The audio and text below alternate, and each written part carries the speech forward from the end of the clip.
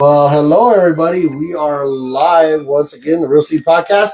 I'm your host, Rob T, and we have our special guest, the very talented, versatile Mr. Steve Millikin here to talk with us today. So let's just get things rolling right along. Absolutely. Why don't you start by telling us where you're born, where you grew up? I was born in Anaheim, California, Mickey Mouse Town, 1965. I grew up in Orange County, so I had a Gen X lifestyle, believe me, growing up. For sure.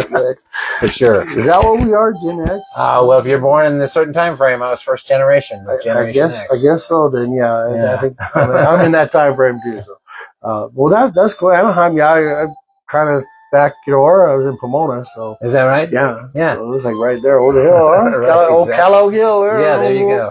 Yeah. So about acting, how old were you when you first acted? Well, see, now that's when I thought about that. I saw something you were going to say that. When I was a kid, I had a tape deck, and I was acting then. I had my friends over, and we would do radio shows. I was a really big fan of radio shows when I was a kid. I would sneak the radio underneath my bed and listen to, CBS Mystery Theater with E.G. Marshall, and I wasn't supposed to do that. I remember. And I would listen to that. And so I would create these plays with my friends or by myself, and that was it. If I had a camera, I would have done that. But the first role that I got, it was after an acting class, and I was doing a monologue, and they said it was from The Big Kahuna, and it was Danny DeVito's monologue, if you've ever seen the film. And they go, yeah, you seem like you're doing Danny DeVito. No, I'm not. And they said, okay, well, and then they had me alter it. Come back, next week and do something else. So I'm going to come back, but I'm going to write my own thing. You can't accuse me of copying anybody. So I wrote this Confessions of a Catman skit where a man lives a secret life as a cat and goes to kitty cat bars at night for a little tale, right? And it's all a farce. And they laughed. And somebody said, hey, you should make a video about that. Yeah. And so I did. And then eventually I got the nerve. We were living in Crestline later on, and there's a Lake Arrowhead Film Festival. Yeah. And I saw, hey, why not? I had the nerve to think maybe my film could be in. It wasn't that good, but it was funny, but the audio was terrible. And against all odds, it got in. Awesome. I didn't win, but it got in. And I met some folks there that would show up later on in my life. Awesome. That was my first role. I gave it to myself. For $87, we made this thing in our apartment, and it was funny. And but the first role I ever got on stage, and that was Last Days of Judas Iscariot. And I can thank director Tim Glisson for that. He gave me the part. He'd never seen me before, and I had a pretty good audition. And he gave me this role at the end that was 4 or 5 pages. And I was thinking he was taking a big chance. My bride said, well, what's probably going on is he's giving you a part that if you flaked out and didn't show up, maybe he could replace you, because it wasn't central to the play at all. Yeah. But it was kind of tricky because I was talking to Judas Iscariot in Purgatory, and he was in catatonic. So it was a one-way conversation. So that was my first stage role. And then my first, role on screen that I got was A Flight of the Sparrow with, it was a director, James and Jeanette Mura. And they saw me, and I was very friendly and everything. And the role was for a mean. Sorry, and we're living partly in the present and partly in the past at that place. Well, I'm sorry. Hiccup. That's a hiccup. Anyway, so the role was for a mean drunk. They saw me, and I was very friendly. But you can listen to. I'm sorry. I'm trying to join the live. So he's.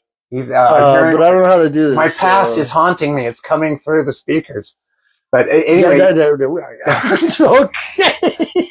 We're good. So we're trying to see who's all in here. Oh, I see. Say hello to everybody. All right, hello everybody. Done, ready to go. But anyway, so it was for a mean drunk, and I'm normally not. I don't drink. I don't hardly at all. And and they saw, oh, he's not going to do well, and he's all friendly and everything. And I dropped into character. I'm like, oh my god. So I grew up with some folks that were kind of mean drunks when I was growing up. So I studied from the master, right? Yeah. Okay. So that was my first screen role. Yeah. Awesome. I think they're doing real well. That was a pretty good film. They're writing something new. I always try to keep track of everybody I've worked with, and they're writing some new stuff. I haven't titled it yet, but they're working with it. Awesome. There's a story about a girl in the 30s, and she was a biracial girl, and back then that was a big no-no. And so her mother was trying to hide her in the woods. Yeah. And the version of Child Protective Services got a hold of her and saved her. And actually, it was actual true story. and I met Mary Sue. She actually moved to Los Angeles later in life, and I met her. She was a retired teacher, but she had this whole story to tell, and it was a very good story. Yeah. That's awesome. Flight of the Sparrow. I mean, wow. Who would have thought? Wow. I mean, like myself, I mostly it was choir, in school, elementary, junior high school, but I did do a little drama club and stuff, which was cool. I wish I'd done more. Yeah, I did too. And then, after high school, see you later, bye. I'm doing my own thing. But then, my uncle, Roger Painter, who's now deceased, but he was actually Roz Williams of Christian Death. Yeah. They credit him as being the godfather of goth, but he was always punk. And he kind of pushed me into music, which I did for a while. I still dabble. But then things came and changed, and I met this wonderful girl and kind of fell in love with her. Had a crush on her for a while, not going to lie. But just the way that she was, Miss Jeanette McCurdy, was really my inspiration to go further and pursue acting. And then, I love film. I've done a few things, but it wasn't until a couple of years ago when I went to Victor Valley College and met Miss Tracy Davis. And that was it. I was done. It was a wrap. Hooks were in. Hooks were in, and theater was my game. And, I did The Tempest, and it was just a wonderful thing. The industry, you've got a lot of years in. I've got a few years in. I started, I did that short subject, and I got into a film festival in the first effort. I thought, I met some people there. Then there was one person there I met. His name is Kyle Kogel, and I later made a film with him. And he looked at me and he goes, "I know what you're thinking." What do you mean, you know what I'm thinking? What am I thinking? He goes, "You're thinking this was really easy." Oh my God, that's exactly what I was thinking. How did you know that? He said later on, he told me he was just bluffing. He was just messing around. But it was. And later on, I tried to get into other film festivals, and I didn't realize that it's not always a given your film is going to get in. Yeah. And so, but anyway, so I met him later on. He would do stuff, but and for many years I didn't do anything. It's just I had my own line of work that I was in, and eventually I got back to it. We moved out here to high desert, and I got into we went to a play, and I looked at the folks up there, and I said, that should be me up there. I should be on there. I shouldn't be out here in the audience. And so during intermission, Tim Glisson's wife, Sherry Glisson, she had mentioned, "Hey, you can do auditions." I'm like, "What, audition? I thought you had to know somebody." I didn't know that's how it worked. So I can just come here and the next time around. And so that's what I did. And my bride is a nurse. And when she first started nursing, they would have nursing friends over, and they'd talk about what went wrong at work and the things that you can't say while you're on shift. And I thought that was an interesting thing. So I wrote a monologue about it, and I went up there in scrubs and did an audition. I got the A part. I didn't even care what it was. And so it was at the end of the play, and it was a pretty substantial one. I have to thank Tim Glisson for it. And so that there at that play, I started making connections. It's really what's propelled me. Is like networking. I met a guy there named David Mancha.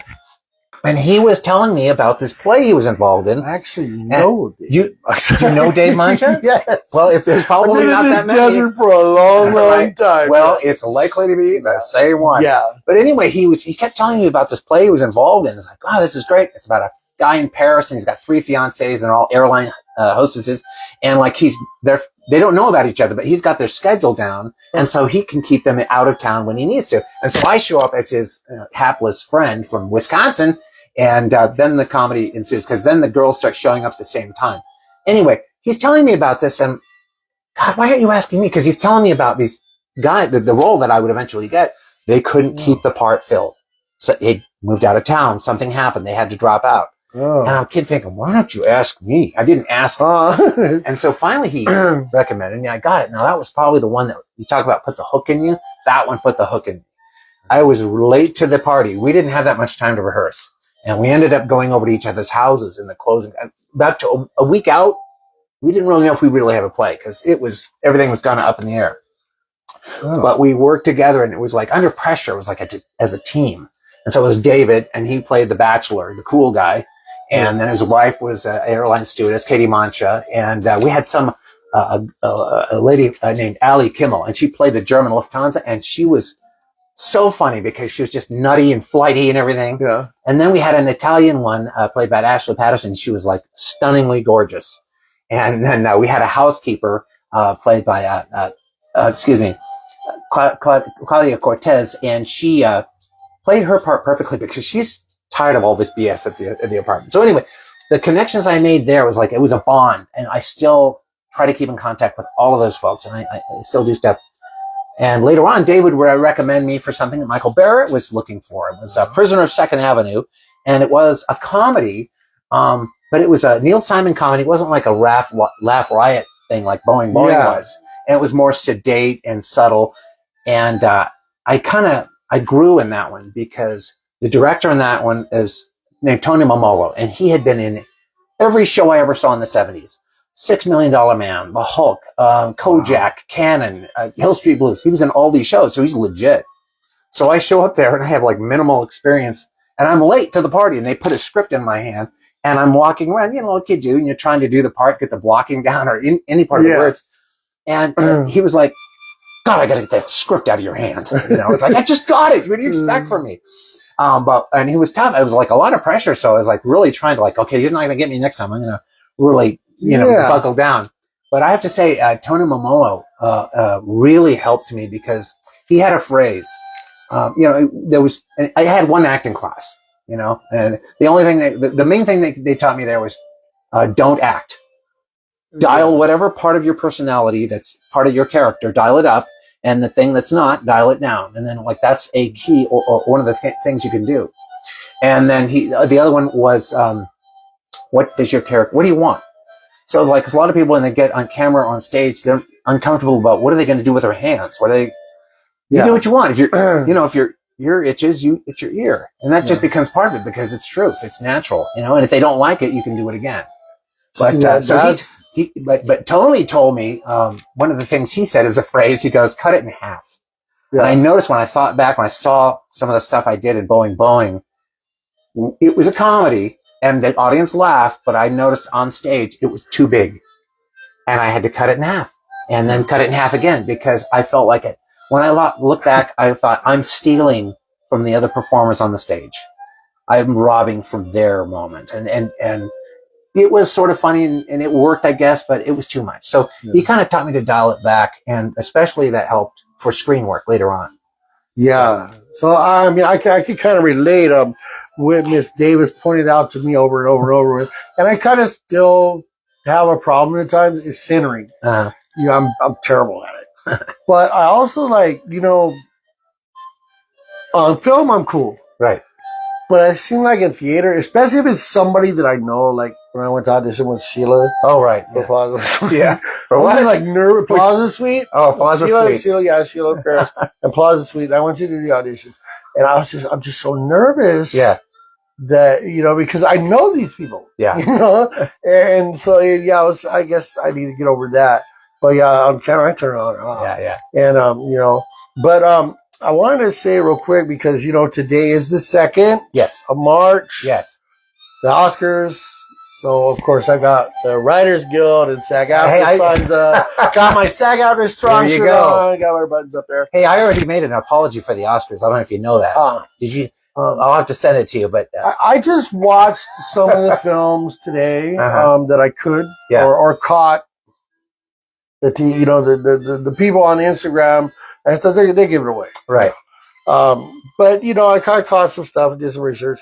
I was really shocked at Conclave because everybody's raving about this movie. Right, right. I'm like, what's the big deal about it? It doesn't look like my kind of movie. It's not really my game. But, right. I did some research, checked into it, and I was able to watch a few scenes. Right.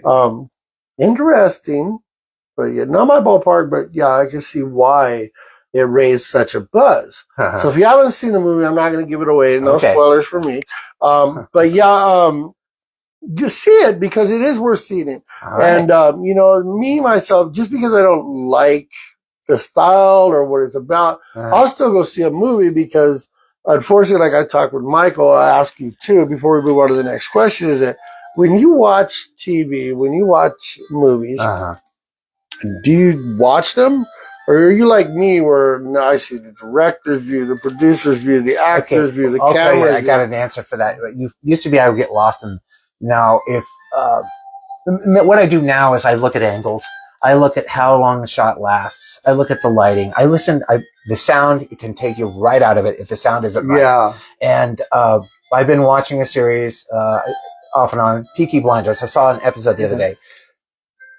Brilliant use of angles and where they take the shot. What's in Peaky Blinders? It's on Netflix. You can find it. It's every shot has a meaning. It reminds me a little bit, in some ways, although it's much more violent, of Casablanca, my favorite film.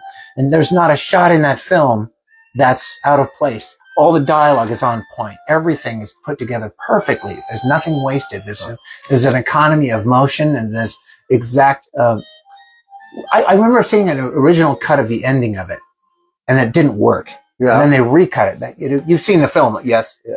Have you seen Casablanca? Yes. Okay. Yeah, so at the ending, spoiler alert, at the airport, some stuff goes down, and it's obvious who did it. And the official involved does this little thing, and he goes, round up the usual suspects. And you go, he's going to let him get away with it. But it's like that clever cut. But I noticed that because I see too many times where a camera is set on a tripod. Yeah. And they don't move it. They don't move it in. They do something with it or catch an unusual angle. And not so, I mean, it should mean something. There's a meaning behind every angle that you get. Yeah. But do something with it because I just see it so often where it just stays static. All the time. Yeah. Series that you're watching, I'm going to look into that. You're going to have to remind me what that is afterwards. Also, when it comes to David Mancha, we'll talk about that. Just see if it's the same David Mancha. I think it is. Well, when I knew him, it was like a long time ago in the desert. And he was definitely not doing that at the time. Well, it might be different. Might be a different day. Maybe. But I do know that there's so many up here. Right. But we'll get you can't throw a rock without hitting a David Mancha. Yes. Man, if I just had $1 for every David Mancha I knew. Because I mean, that's if it is the same, he helped shape my life to what I am today. So, okay, well, that's cool. I appreciate that. But so I forget where I was going with that. But we'll move on to the next question. Okay. So, as far as who or what influenced you most into getting into acting? In industry, entertainment. I think it was my own ego. I really wanted to get out there and do something. Okay. What happened was 9/11 happened, right? Up until that point, I was a bookworm. I sacrificed my 20s and my 30s, and I was studying, and I became a professional, and that's what I did. And 9/11 happened, and I saw people jumping out of buildings. And they didn't know that morning that was the last morning they were going to have. Yeah. That was a very unfair thing for them to have to do. And I thought, remember. Here I am, and I can do anything I want, and I'm just punching, numbers. I'm just punching things every day. I'm just kind of doing it by the numbers. And I thought, you know what? I'm going to start living life. So I found something I could do on the weekend that was involving, it was theater-ish. So Rocky Horror Picture Show was a shadow cast. And I went to see it just because it's a great movie. Made me feel good. And I saw it when I was a kid. We really thought when it originally came out that it was a horror film. My mom took my babysitter and it wasn't a horror film. And they laughed, and I had a great time, and I had happy memories. So I watched that, And I kept watching it over and over. People go, why don't you go down and see it? They stage it every weekend. I'm like, what? And I didn't know that they did it every weekend. So I went down, and that would have been enough. Actually, I was very nervous, man, because I went down there, and there was like strange people with chains, one part of their body chained to the other part of their body, with tattoos. I'm not, look at me. I felt nervous. It was a dodgy area of Long Beach. And so thought you were in Whoa. I thought I might have been in trouble. So when I walked out of the place, I thought, that's it. And I came home. I didn't even look at the program. On the back, it talked about auditions. And so I auditioned for a role, and I got it. I actually, back in that time, I was making stupid money. So I started to put together the costume and props, and I got it after the first time. And so I did that, and that's how I met my bride, Becky, Nurse Becky. And, but anyway, all through that time. That sounds like a series. So I was inspired by, hey, I want to live my life because some people can't. And what am I going to do with my life? Am I just going to, sit here and like go to work and come back and then that be it? Yeah. And I kind of came out of my shell at that point. And I had a ball. I made lots of friends. Awesome. Met my bride. I did remember what I was going to say earlier. I'm going to put in a plug for one of my favorite actors, Jeremy Renner. Okay. I've been binging the Mayor of Kingstown. Okay. If you haven't seen it. Okay. I'll have to take Paramount. Paramount Plus. Yeah. It's you like Cop Town, but better. Yeah. Oh, right. Jeremy Renner. So that's mine. But obviously Jeanette influenced me, and my uncle were huge influences. But I think maybe we should get together and put on a play at the theater, the Rocky Horror Picture Show. Oh, if you have me, you, Mike, Mario. Yeah, I don't have that. I don't have the legs for the costume anymore. Yeah, well, I don't think any of us do right now. That was over 20 years ago. Mike and Mario do. Yeah, definitely not us. Yeah. I'll be the guy with the chaps. Right. Because I was thinking like Armed and Dangerous. Remember Armed and Dangerous? Eugene Levy and John Candy when they came out of the adult bookstore. It's been a long time. I think I had to see it a long time ago. Great movie. Yeah. So now moving along, we talked a little bit about your work in film and theater. Yeah. Already, so we've mostly theater. Yeah. So let's get into a little bit more of the film. Obviously, you're in Red Sands series on Tubi, Woku, and Amazon Prime right now. Season 1, Season 2 being filmed hopefully this summer, somewhere down the line. So and you're in Love or Best Offer. That's the big one. It's the big one. That one we were involved in a table read. Phil Olson is a playwright who wrote it. Yeah. Brilliant, funny guy. And he writes very clever scripts. And he wrote this thing, and Michael Barrett told me about it and said, would you come down for the table read? And I said, sure, why not? Yes is the answer. Do you want to be in this? And the answer at that point was yes. I did like 6 plays in 2018. Believe me, it was a lie. So I said yes. And we read it, and it was funny in the audience, and the author was there, or the playwright was there, and he got reaction and rewrote it. And eventually we got to be one of the original casts for Love or Best Offer. And it was great fun. We got good reaction. We did it at Barstow. We did it at the local theater here. And then I thought, well, that's the end of it, But they said, there's a screenplay, and you're going to get to reprise your role as Stan Jensen. Stories about 2 people over 50, and they're trying to find love now online. And so they're hopeless. And Stan Jensen is a billionaire. Or a multimillionaire, 100 millionaire. And he has a hard time. His ex-wife soaked him for money. And anyway, there's just laugh lines all through it. It's got heart and it's got laughs. And I was fortunate enough, I was able to see just recently, an hour of it, rough cut. I haven't yet. And it's so funny. And, they haven't even finished polishing it. So it's looking really good. And they're hoping, I think, to have it out in September-ish. Yeah, ish. And I'm really gratified. I was adopted at birth, right? So 50 some odd years later, I meet my birth mother. Awesome. One of my sisters is a musician, and her name's Wendy Martin, and she wrote this song and sang this song, and a lot of songs. And it was one of them. It's like, man, that would be perfect for this film. And I pressed it, I showed Michael this. I sent it to Michael, and it didn't take it first, but after a while, he's like, no, it really fits the opening. Yeah. So she's the 50 some odd years after, I re-encounter her, and she's now a part of this project, at least with the music. So I'm kind of thrilled about that. I'm thrilled for this movie to be coming out. Not just because I'm got a cameo in a couple of spots in there. I did see it. I haven't seen mine yet, but I will. It's a great movie, great script. It is hilarious, right? At times, but heartwarming too, and deep at times. Oh, very. And to watch from behind the camera, which I got to do a lot, and go to some wonderful places. It's just amazing to see it all come together and to watch you work along with Brenda and Michael. Yeah. Of course, it's Sheila. Yeah. That girl, Stephanie. Nonstop Stephanie.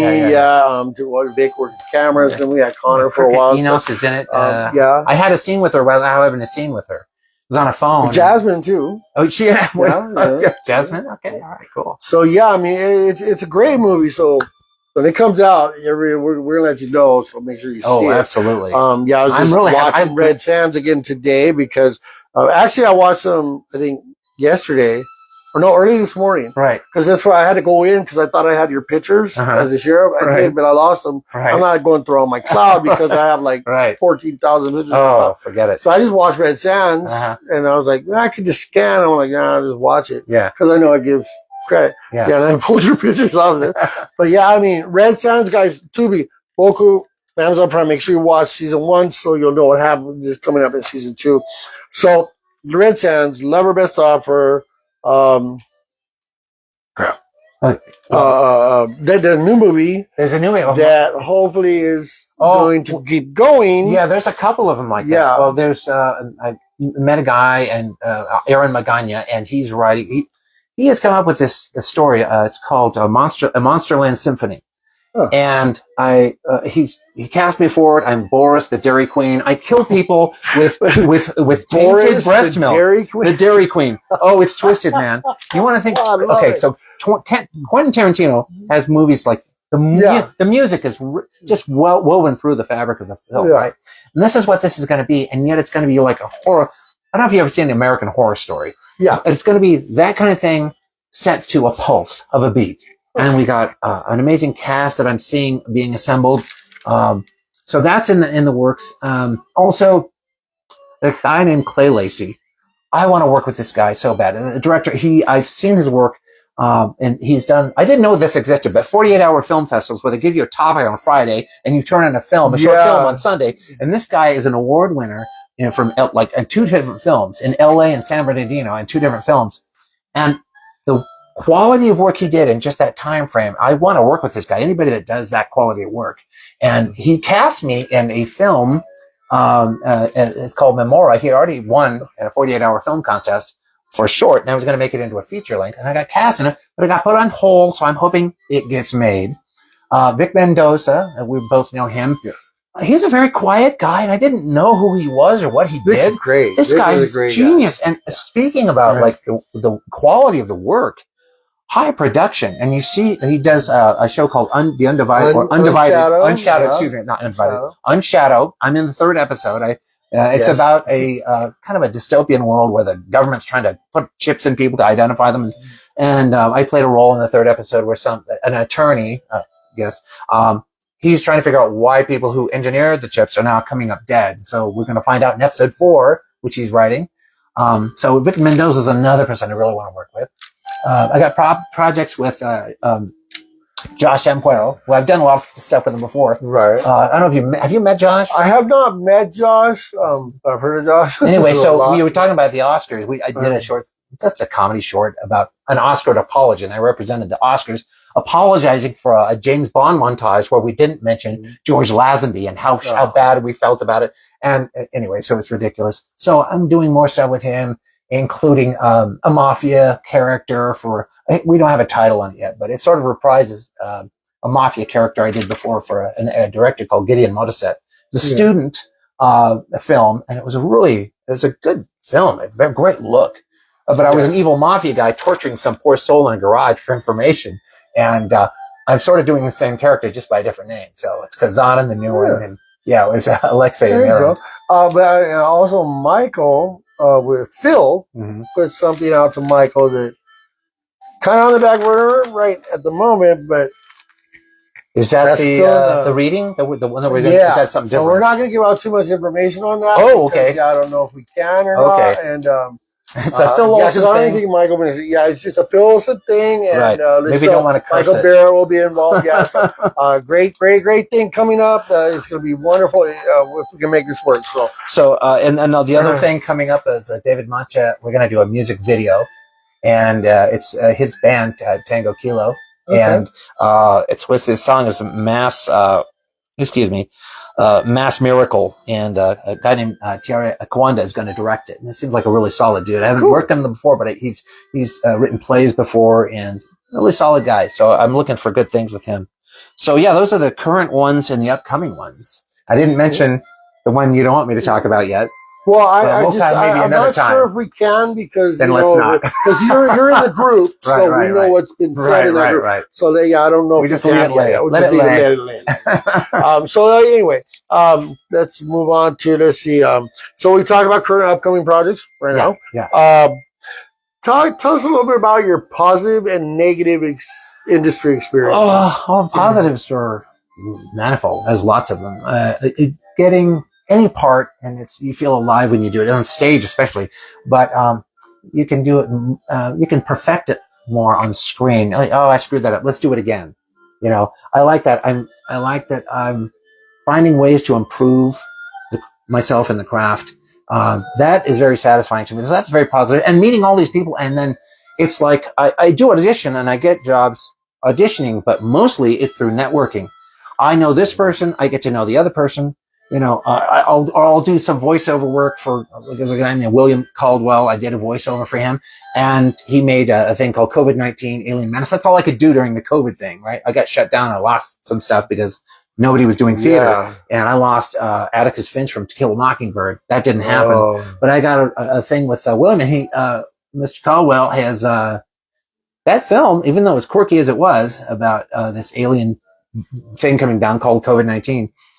It's won Film Festival Awards, so it's nice to be involved in that. Yeah. And I was involved in HBO's Millikin. I thought, oh man, this is going to be great. HBO, director Brian Lazarte, and I thought, this is going to be it. And they didn't. I was just supposed to be like a featured extra or something. Well, I was talking to one of the main guys that was, one of the figures in the film, and on like a second day, they had a scene where we're all supposed to be sitting around the table, Goodfellas style, as mobsters, right? And one of the people didn't show up. And so they said, hey, you sit there. You sit at the table. And I thought, oh my God. And we had this conversation. I thought, this is going to be great. Yeah. And McMillions was about the scandal that McDonald's had when they had like a little contest. Yeah. You looked at the Monopoly land piece, and if you collected all, you win. Well, the guy who ran security was fixing it so his friends won and his family won. So anyway, I played one of the goons that was kind of like in the mafia. I seem to get that role. I'm like a goon, a hospital orderly on the muscle or something like that. I either play a really nice guy or an evil bastard. I really do. I don't know. No. Like Leroy from Bad Seed, which is a play. I was a bad man. And strangely, some people like that. In Red Sands too. Yeah. Not as bad as I have played. No. I have seen a couple things this morning that. Wow. And that's why I say he's so versatile. I mean, this guy can literally go from one to the next, like he's just rolling down a hill. So you got stuff coming up with Film Crafters Productions, which is Michael Barrett, of course. Yeah. You've got stuff coming out with David Mancha, Phil Olsen's in the works. Yeah. So we're going to be a lot busy. Very busy. Both you and I have separate projects and some projects together. Sure. So, which I'm looking forward to. Yeah, you bet. But moving right along, a little about your industry goals. Where do you see yourself going from here? I mean, well, I tell you what, I've gotten farther than I thought I ever would. It was just a curiosity. The question was, how far can I get? And I just keep going a little bit more, and I keep trying more. So, I got plays, and I got the next goal, of course, is to get screen roles, because you can't get anything if you don't have a reel. I mean, you got to be able to show people what you do. So you would take student films, and then can I get a copy? You don't get paid. And we'll talk about that after. Yeah. Oh, yeah. Yeah. Well, and then finally I got a reel. And it took forever because people would not give you the footage, and that was promised, or, and so I finally got a reel. And then you start getting better parts, and sometimes parts that pay, So my next goal really is to get an agent, and get into SAG. I'm going to ride the independence train as far as I can and see where it goes. So I've got some pretty good stuff so far. Yeah. But then ultimately the goal is, hey, can I make money at this? The odds are long, but I've done sort of things that were before that were very difficult to do. Do you subscribe to Backstage? Yes. Well, I used to Backstage. I do Casting Networks, Actors Access, and Casting Frontier. Those are the ones. I have gotten jobs with them, and that's another thing. Lots of auditions. I do all of those plus Backstage, but I also follow Central Casting, and get a lot through them. In fact, Backstage is where I got the idea to go to New York to be in love, Leave the World Behind with Julia Roberts. I should have just done the extra role, but I went out there for an audition to actually have a speaking role in a movie. Right. And you know how that works. They have so many people read, and before, and then, so we did the reading, and they liked what they read. They narrowed it down to 4 of us, and they said, okay, well, let's see how it looks on camera. Right. And of course, the one guy who had years of acting got the part. The rest of us got cut. Same thing with Superman got cut. Uncredited in Fast X and Guardians, but still in it. In Gangster Number 3 and Rich Rossi chasing Milton. And I mean, like you, I was at the right place at the right time. It was a casting call for extras. I went out just to watch him work, and he just came up and he's like, "You're going to be in my movie." So great things. So your industry goals are to keep going away and I assume take over Universal or Warner Brothers. I tell you what, if I can get into SAG and I can make money, that would be great. I don't even know if that's possible. I've got my family and everything. It's possible, but I know that the odds are very long against it, but I've done things in my life where the odds were really long against what I was doing, and I succeeded.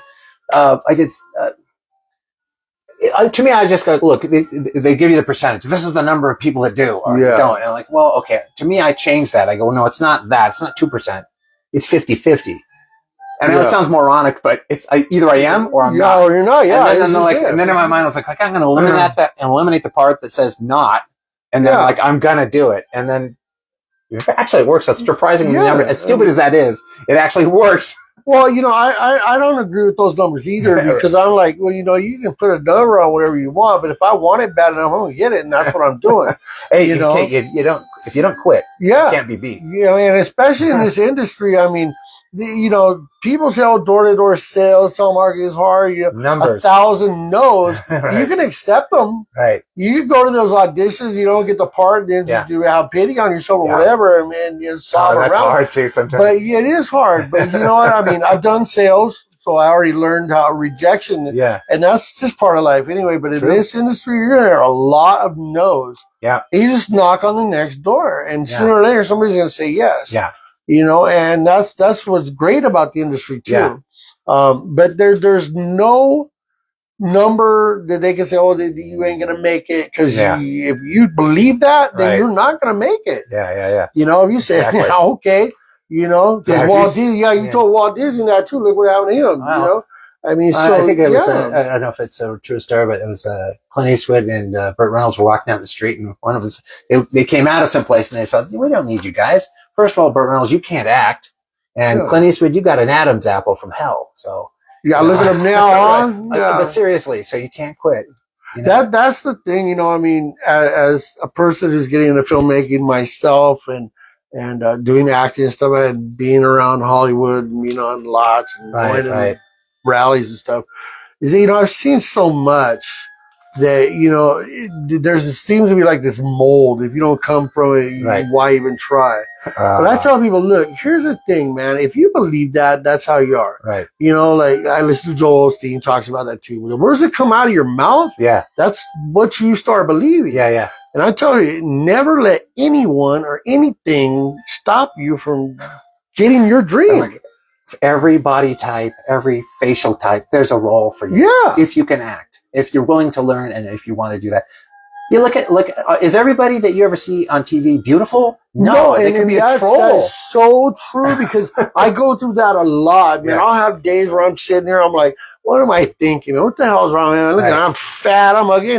There's a role for that. Like Chris Farley, Belushi. Oh, yeah. Had a little weight on John Candy. John Candy, I mean, there's lots and then of them. Serious actors too. Like there's some people, and they look like Peter Griffin. That guy's a troll, right? He's not classically handsome. They're not Brad Pitt, but they're stars. What's his name? Be Brad Richard Kiel? Jaws? Oh, right. I mean, he was not the handsomest man. Right, but he had roles. Yeah. That worked. Yeah, and so I mean, hey. Yeah. Do what makes you happy and don't take no. Yeah, well, that's true. I mean, I when I do auditions, I do a lot of them. I mean, one particular week I did, in a day and a half, I did like 5. And it was like, and then I just do them. And then I try to forget them. When I first started doing it, I'd go, oh, I hope I get this. One just recently I had like that. It's like, I really wanted it. And, but it's like, I do them now and I forget about it. And if I hear back from them, then I get the role. I mean, I can't even remember all the ones that I've done. And I didn't get, I don't look at, but I've got a resume look at all those things that I've done. Oh yeah, That's like I had a hard time fitting Mine it don't onto look one like page. I had a hard I'd time. like to. Yeah, I'm going to have to start going, well, don't put this one on, because I was like, it was hard to fit them on.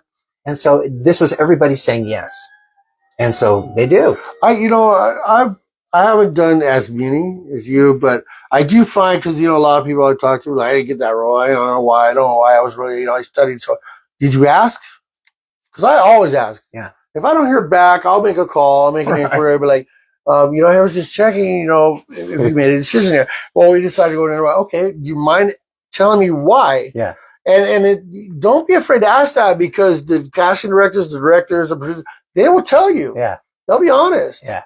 And you take that and use it for the next time. Yeah. So that you don't wind up with another no. It's so funny. There's been a role or two that I've gotten, and I auditioned for it remotely, and I got it, and it was like, but to me, I went in there and I auditioned in my office. I have a backdrop and everything, and I did it for myself. And I did it. You know who Strother Martin is? What we have here is a failure to communicate. Oh, yeah. So I did it in that voice. I don't care. And they contacted me. Yeah, we want you to do this part. They made me change the voice. I was like, that's amazing. And then there's been ones I really wanted. I was like, nope, denied. I love that. But like, I will get stuff. And then the best one, of course, is through networking.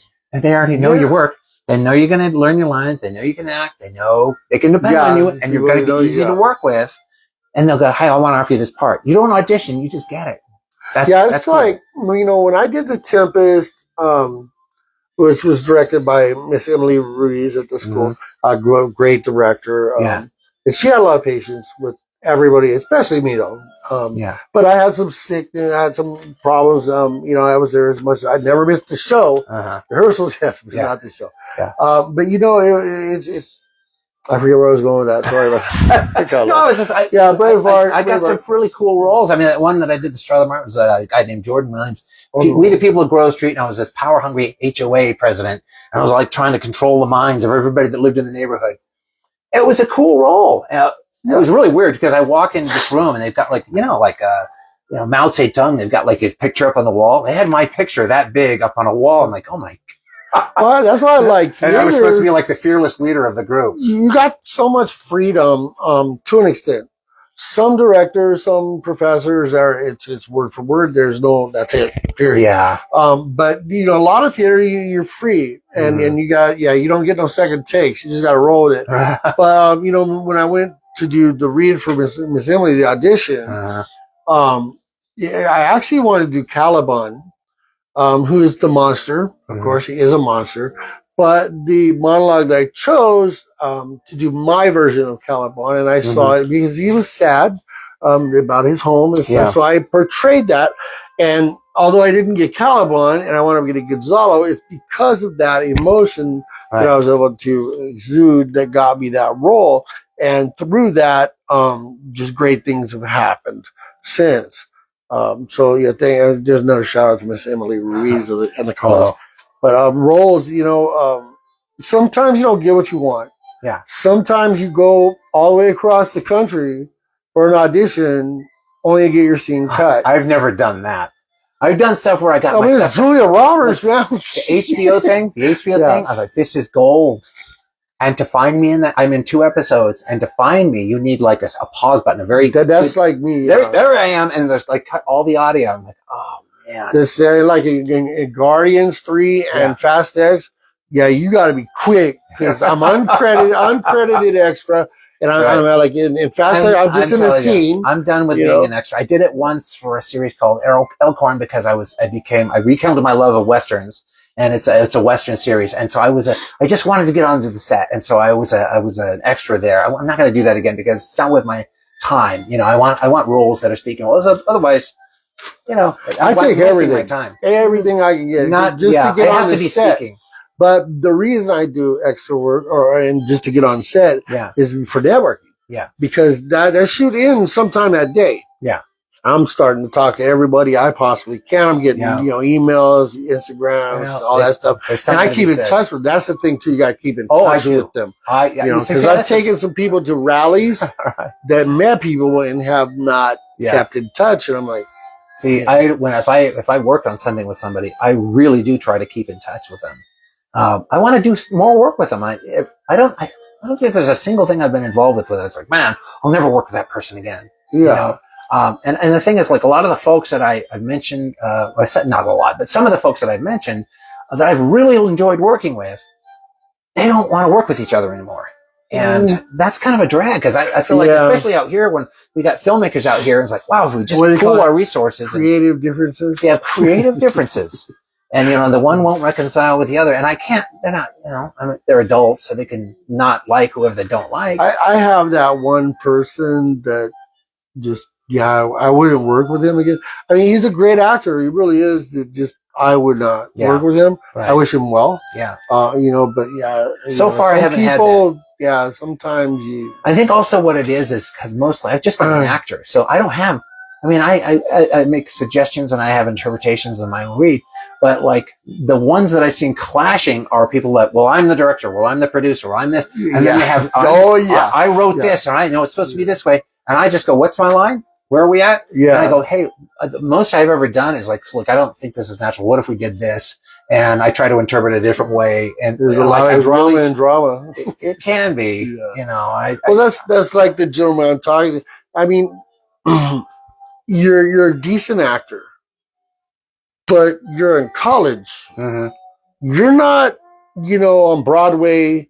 You're not if you want to act that way, wait until you're somebody, because these people here that are helping you. Yeah. You don't treat people all that when, at least me, I'm nobody. But you can, if you keep in good, if you keep contact with folks and you keep on don't be a jerk. Yeah. Then you're going to, and especially actually if you're very easy to work with and you show up and you do your stuff and they can depend on you to do the role well. They're going to want to hire you back. They're going to recommend you. That's how I got a couple different roles. I got recommended to someone else based on how I performed with them. And I just keep seeming to get more and more and building that rapport is like, of course, communication is key. Yeah, rapport is everything, and do stay in contact. Absolutely. I mean, one of the things that I saw, like, had a notion you might ask is like, what would I advise newbies to do? And that would be one of them. As you start to go into this, take as many plays as you can. Yeah. And then see if you like it. Get that experience. See if you can learn the lines, and have the memory for it, or techniques to learn the lines, and then get better at your craft. And then, get it, like I said, get those student films. You got to get a reel together and then really start trying to, I have an alleged agent. Yeah. It's sort of like, I have an agent. I'm not sure if I actually have her as an agent or not. I'm going to take it as read that I don't at this point, but she does recommend me for something every now and then. But it's, yeah, I'd probably get one. But anyway, the idea is to just go up and see how far you can get. That's where I'm at. Exactly. My life, though, does not depend on it. I have my bride. We have our life. We have our kids, and it's about them.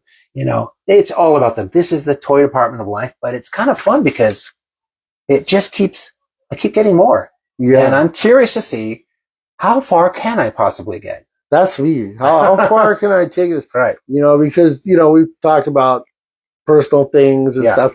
And, someone like me, to go where I've gone, but, people don't. I'm a felon, but, it's like I tell people, you're a felon, dude. You ain't going to get nowhere. Yeah, tell that to Tim Allen. Tell that to Robert Downey Jr. Yeah. Exactly. There's so many of them that you can turn your life around. You can. But he said, leopard can't change their spots. Yes, they can. Yeah, they can. Yes, they can. If they really want to, right, they can. And so, your advice to me. If you can't change your spots, jump in some black dye and become there you go. Panther, right? Yeah, exactly. Yeah. But I have kind of the same advice, you got to keep going. You can't give up. Yeah. It's going to be tough, especially this industry. It is hard. Of course. Hard. But, it's all about what you make it. Like my mom said, it's, because I sometimes complain, about other people I work with and stuff from time to time, or in my past, I'm like, why don't you work with him no more? Because, he just drags. Right. But she's like, well, maybe he's busy. No, he's over in Vegas. Well, he went to Hawaii, or, he's taking a cruise. He's doing this and that. And she goes, well, these, where your passion is where you're going to spend most of your time. Yeah. And I said, yeah, I get that, but people got to work too. Yeah. She goes, yeah, well, you work full time and you're still, you come home, after 10 hours out of driving and working and come home, and then you're up till 2 a.m. working on your book, working on your scripts, making emails, doing this. And then on your days off, you're down at the rallies, you're going here, you're going there. I said, well, that's because that's what I want to do. I want to make this happen. Yeah, exactly. I know it's not overnight, but the more I do, the faster it happens. Yeah. And some people have passion, real passion. Some people don't. Some people, it's just a hobby. You can catch lightning in a bottle. Yeah. It takes a while, and you can. And it's not guaranteed, obviously. I know that. But you can. People, like, how did you get there? Well, I had this break. I was at the right place at the right time. Like you said. You know? And I've had lucky breaks. You kind of create your own luck, too, to a certain extent. Yeah. And your own attitude. You kind of choose to be optimistic, and it can pay off. And, it doesn't even matter. Like we said before, it doesn't matter what you look like. It doesn't matter your size, your color. There's a role for you. Yeah. There's a role that you're going to be perfect for, especially if you can act. Absolutely. I agree 100%. Yeah. But anyway, moving on. So, the advice to viewers is that's pretty much it. Yeah, that would be, and don't give up. Be easy to work with. Don't be the guy that's like, oh God, that guy again. Yeah. Then they won't call you. They won't recommend you. They won't. And we'll get out. Show up. Show up. Because, if you get a call back, and you go to rehearsals and stuff, you don't show up. Yeah. You always calling in sick and stuff. I mean, if it's legit and they know it's legit, that's one thing. Right. But I mean, I don't feel like going, so I'm not going to go. Right. You're not going to get called back. Yeah. But moving back a little bit, you said something about learning your lines. Oh, yeah. So, what do you do to learn your lines? Okay, this is something, and I record myself. I record the whole thing now on my phone, put it in my pocket, and, I'm making breakfast for the kids. I'm making lunch and dinner. I'm doing whatever I'm doing, and I'm listening to the lines. And then I stop, and then I try to run through the whole thing. And you would be surprised how much you can do in just one day. For play, I would go out somewhere alone, like in the garage or in my office, and I would run through the entire play. What's happening mentally? Where's everybody at? What's going on? And you get stuck. You screw up all the time. And then after a while, you stop getting, when you do screw up or miss something, that stands out now even more. Because it really, it's like, it's the nail sticking out that gets hammered down. So that's how I do it. I just listen to it over and over again. And then what I'll do is, repetition. Well, I will just record the other person's lines. And then I'll come up with my own. So I will have the whole scene as I'm making a meal for the kids or working around the house. I'm building a chicken coop or out in the backyard, and I'm listening to it and I'm saying the lines. Oh. And I'm thinking, mentally, like our play, there's blocking. So wherever you're going or whatever you're holding on to, mentally, that's attached to the words. Yeah. And the other people's lines, the other people's attitudes, once you've gone through it, it triggers what you're supposed to say and do next.